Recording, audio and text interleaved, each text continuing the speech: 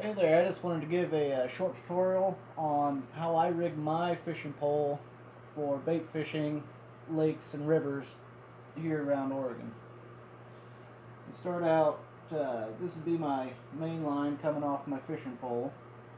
I like to run oh, about a 2.5 foot leader.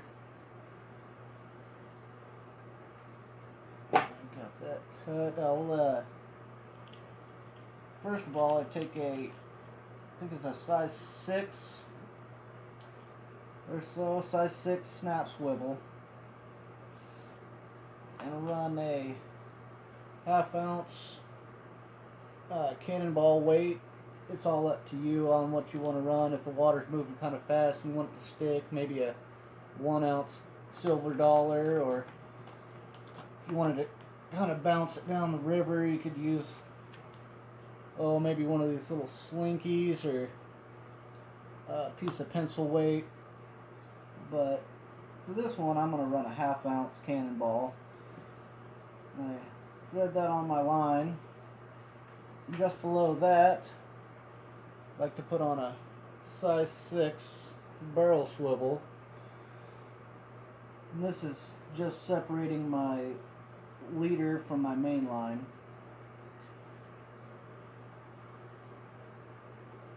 And so put this on the end of your main line. Then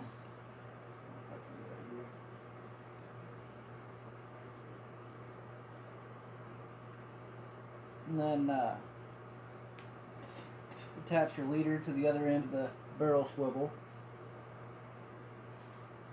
Just a simple fisherman's knot is all I use. And if you don't know how to tie a fisherman's knot, just throw it in the comments below. Maybe I'll make a little tutorial on all the fishing knots that I know. So that's what we got so far, and we run that barrel swivel above your leader so your sinker will stop, and it's not so much resistance when the fish goes to bite and pull on your bait, so they don't have to drag around the weight, and the bite, you can feel the bite much easier. So on my leader, down from your barrel swivel, I like to run in fast moving water, I think I like to run about a size 12 spin and glow. Doesn't matter, whatever color you prefer. You can use the pinks, oranges. They have some that have little flashers on the side, like this one. So you thread that on so the small end of the spin and glow is pointing towards your hook. So you thread that on first, and then you want to run a small bead, or any size bead, but I like to run a small bead below my spin and glow. I like to use either size 6 or size 8 gamakatsu. A lot of people like to run bigger hooks for getting a better hook set, but I've never had a problem with these. I barely ever lose fish, and they're sharp enough that when you get the hook set, they don't want to come off, and they hold your bait on very well. And I found that the smaller hook will actually hide your hook better with the bait on. I normally run a half night crawler with mine. It all depends on where I'm at and what the fish are biting that day. So far we have your snap swivel, your cannonball sinker, and that runs down to your barrel swivel, and then your section of leader comes down to your spin and glow and your bead right before your hook. And the reason you put that bead on is in a nice current, your spin and glow can spin, kind of attract the fish a little bit, and with that spinning, the bead will keep the spin and glow away from your hook so it doesn't twist your line up and give you problems later. And like I said, if you're if you're wanting to kind of have a little bit more movement down the river, if it's not moving so fast, you can always switch out really fast, throw on a smaller weight, one of these slinkies I have built here. Very easy to just run your snap swivel through it and get a lot lighter weight to bounce down the river. Or you can even throw on if you got really fast current and you want it to stay, I have some 1 ounce silver dollars.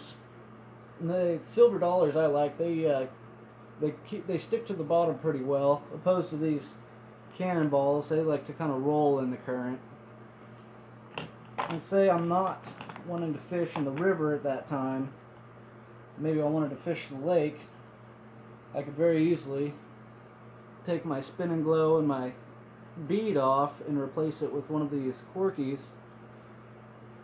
I have a bunch of them. They come in all different colors and sizes and shapes. They have some that look like